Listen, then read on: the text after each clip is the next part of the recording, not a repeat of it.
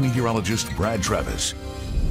Well, an active start to 2025, that's for sure. A little windy out there right now. The camera's shaking. It's got a little bit of glaze on it, too.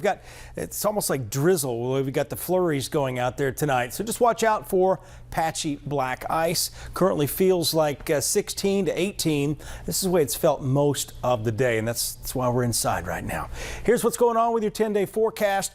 36 tomorrow, 36 Wednesday, Thursday 37. These are pretty much what we're used to having as our low temperatures.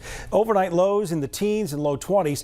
It's high confidence of snow, at least to start the day Friday, but a high of 37, probably the southern fringes of the viewing area. May see it change back to rain and then change back over to snow. So we've got a real headache on our hands as far as trying to figure out the layers of this. The highest confidence is areas along Highway 72 and north receiving the most snowfall the way we see it now. Could have some flurries in the morning Saturday if whatever falls is going to stick, and it's going to stay there through Saturday, probably Saturday afternoon, maybe even problems through Sunday. It's not going to be as prolonged as our last event, but it's definitely going to have an impact. Here's what I mean by the heaviest area of snow. Pretty much extreme North Alabama up to Nashville, back towards Memphis. And then there's this sleet and freezing rain area.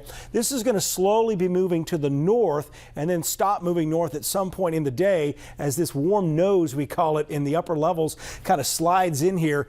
And don't be surprised if you get 2 inches of sleet from this, and that'll create problems too. And the rain down here to the south, and even some of that rain, as you'll see here in a few minutes, may sneak up here as well. But that's a full-fledged winter storm coming together. It's a classic setup for us here in North Alabama. If the low was a little bit stronger and a little bit farther south, we might be looking at over a foot of snow from something like this. But right now, here's the way I think it's going to begin. 6 o'clock in the morning Friday, accumulating snow. It's going to start accumulating as it falls because the roads will be frozen. 1 to 3 inches possible by noon. That's going to have a big travel impact for sure. And then you get sleet and freezing rain along and south of the Tennessee River, probably around the noon hour.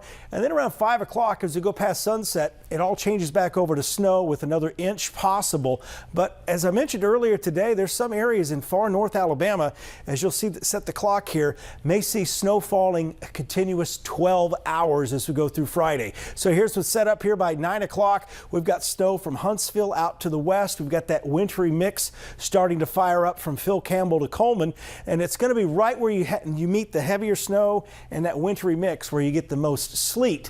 One thing we can't really answer yet, and the high resolution models are going to come into play here in the next 24 hours, is where we may get freezing rain, because freezing rain will be the only problem as far as your power going out, sticking to power lines and trees, things like that. So we're definitely going to watch that too. Notice the northern parts of the counties here from noon as we go on stay all snow with temperatures at or below freezing. See that rain tries to sneak in here briefly, and then the snow picks up, and that purplish part, that's some heavier snow.